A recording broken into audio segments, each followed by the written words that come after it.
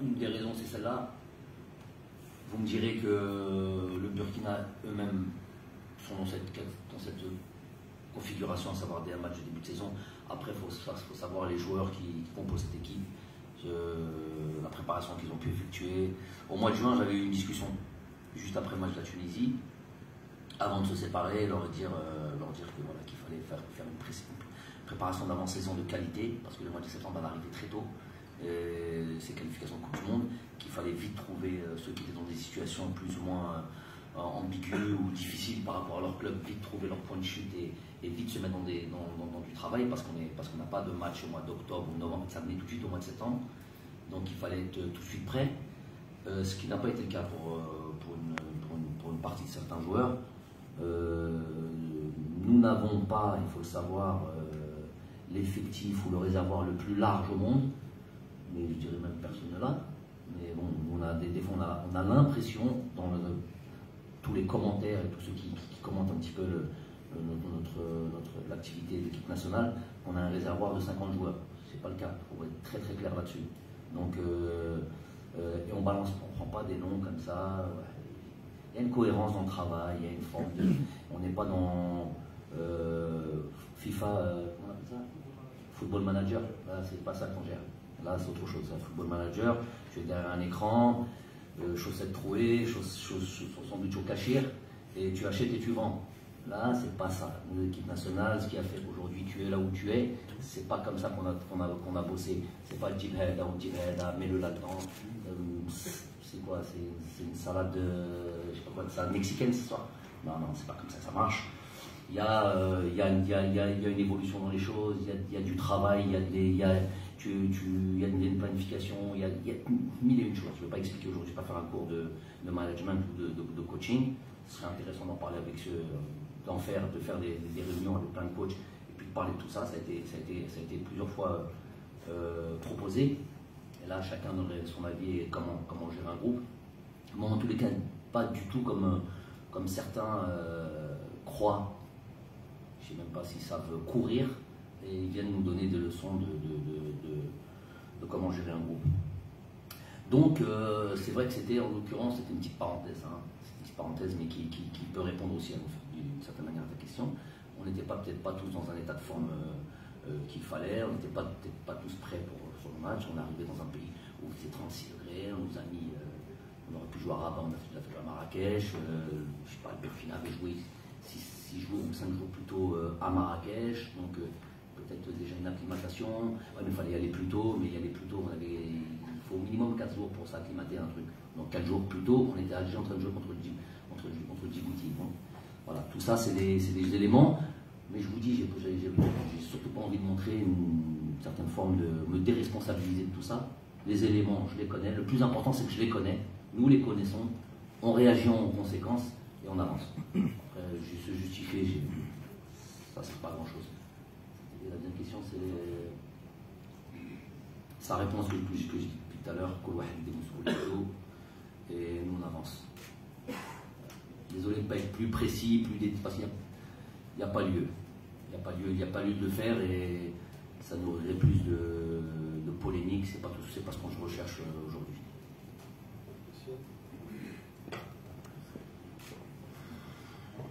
Bonjour tout le monde, bonjour Dan, coach, monsieur chargé de com, et c'est Nazrine des News. Alors coach, vous avez parlé tout à l'heure d'une liste élargie. Alors est-ce qu'on a vu récemment l'absence d'un cadre il s'agit-il de Yassine Brahimi? Est-ce que Yassine Brahimi par exemple figure toujours dans vos plans à venir? Donc dans la liste élargie. Exactement. Oui. Pour la deuxième question, on vous connaît toujours que vous êtes un homme de défi. Alors, est-ce que la défaite de l'Italie hier, qui a mis fin à une série d'invincibilités, vous encourage à relever un autre défi qui est battre un nouveau record mondial d'une série d'invincibilités? Merci. Le vrai défi, ne construisons pas d'objectif, le vrai défi c'est la qualification de la Coupe du Monde. Ce qui n'est pas chose aisée. Moi je le dis, je le redis tout le temps. Quand certains nous voient en quart de finale de la Coupe du Monde, je ne sais pas s'ils font ça de manière où ils sont ambitieuses, ou j'ai envie de dire, avec de l'espoir, d'une démarche positive. ou ils le font justement pour mettre une forme de pression, une mauvaise pression. Moi, l'objectif, c'est de se qualifier à la Coupe du Monde. C'est ça l'objectif. Ensuite, quand il y a des choses ici et là, battre le record d'Afrique, ce qui a été fait, battre le record du monde, c'est vrai qu'en soi, c'est énorme. C'est vrai qu'on n'est pas loin. Si on fait ça, si on arrive à ce niveau-là, ça voudra dire qu'on se rapproche peut-être, on a plus de chances en étant invincible de se rapprocher de cet objectif qui est la Coupe du Monde. Et en même temps, de la même manière, peut-être de se rapprocher de ce record mondial qui n'est pas notre objectif principal, mais qui est lié directement à cette qualification à la Coupe du Monde. Voilà. Je vais répondre pour c'est dans la liste élargie. Et c'est un joueur important, et c'est un joueur qu'on n'oublie pas, c'est un joueur qu'on suit, c'est un joueur qui a sûrement encore des choses à montrer au équipe nationale.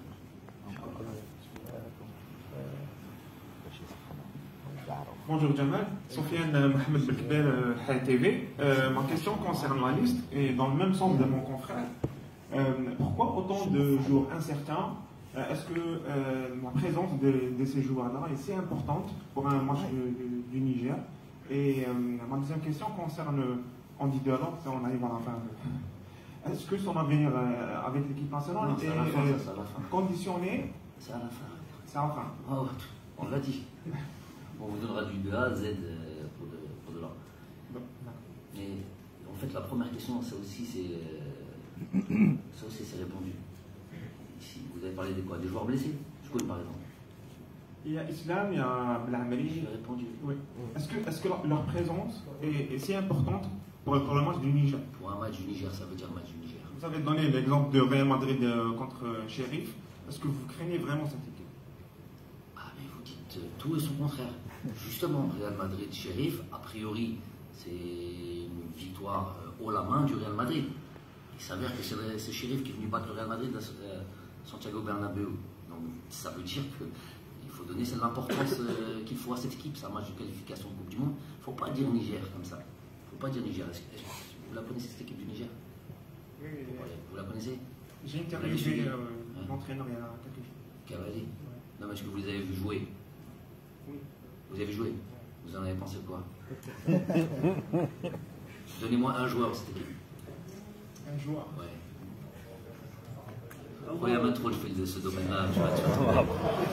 Non, ça va être un match. Ça va être un match compliqué. Balancez pas des choses comme ça. Il faut être sûr de ce qu'on raconte. Et les joueurs, ces joueurs-là qui sont venus, ils ne sont pas venus. On n'a pas pris 23 joueurs. Avec ces 3 joueurs dont vous dites qui sortent, c'est vrai qu'ils sont déjà en train de s'entraîner. Jamais les Islam sont déjà en train de s'entraîner. Donc, on n'a pas pris 23 et ces joueurs inclus. On en a pris 26 pour se donner le plus de chances. Il faut savoir aussi que le championnat national n'a pas repris. On n'a pas de. Donc, regardez le réservoir de joueurs. Si par exemple on ne les prend pas, on prend qui? Pas trop de réponses. Hein.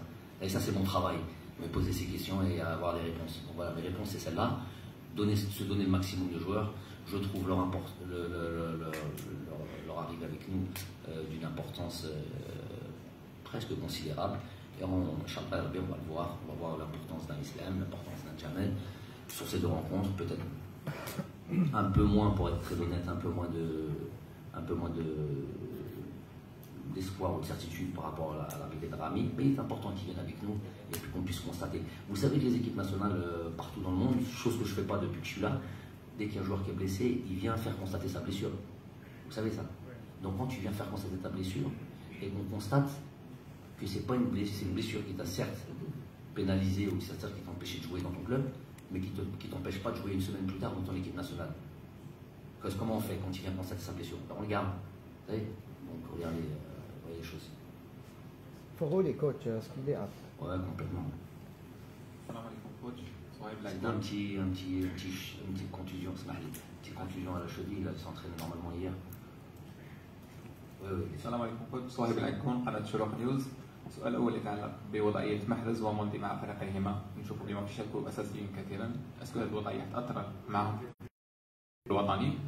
السؤال الثاني يتعلق بأنس سعيد. كنت قد صرحت من قبل باللي كاين كونكيرونس بزاف اللي كاين كاين بولايا كاين في ولي انجولي بولايا ما كانش في ولي مبليسي Non, في قولي ماش بليسي غير ضروري قلت انا. ماشي بليسي لا ما راهش بليسي ماشي بليسي ما راهش بليسي. في السعودية tout de suite il a tout de suite été performant, il a marqué des buts, on suit ses matchs, il a regardé ses matchs. C'est un joueur de qualité. De dire qu'il sera au prochain stage ou qu'il ne sera pas au prochain stage par exemple, je mentirais. Je prends des décisions en fonction de ce que j'ai prévu de faire, j'avais déjà répondu longuement sur lui, il ne faut pas me répéter toujours la même chose. La première question c'était par rapport à Issa ou Riyad. أنا على كل حال هما ممكن ما تعجبهمش ما يلعبوش كل أسبوع، ما تعجبهمش سي سور، الجوار يحب يلعب كل مباراة يحب يلعبهم. بصح إلا تتبع مليح جيست افون كاس افريقيا 2016 رياض كان في نفس 17 non 19 Aujourd'hui, tu as décidé d'anticiper ce qui n'est pas anticipable. Tu veux rentrer dans mon cerveau? Non, J'ai cru entendre 2016. Non, 2019, ده 17 ما كانش يلعب بكل باسكو هما يلعبوا مباريات في الاسبوع avec la Champions League. حنا نحبوا كجزائريين نحبوا يلعب tous les matchs. Ça, pour Pep, il voit les choses il n'est pas algérien, de tout le temps. Riyad, le fait qu'il joue un match par semaine, ce qui est l'équivalent de 80-85% de nos joueurs, le reste des joueurs de l'équipe nationale, ça suffit. La plupart des joueurs de notre équipe nationale ne jouent pas la Champions League, ils ne jouent pas l'Europa League. Donc ils ont un match par semaine, ce qui est le rythme plus ou moins normal d'un match. Donc c'est vrai que lui, il a envie de jouer tous les matchs, c'est pas le cas, mais pour moi, ça suffit. Donc ça, c'est Hadja. Après, pour Issa, lui, c'est un petit peu plus, il a éprouvé un petit peu plus de difficultés. Il a joué suffisamment, il a encore joué le dernier match contre le Betis de Séville. C'est vrai qu'il ne joue pas tous les matchs, il y a aussi les matchs de Champions League. Il n'a pas joué le dernier match de Champions League.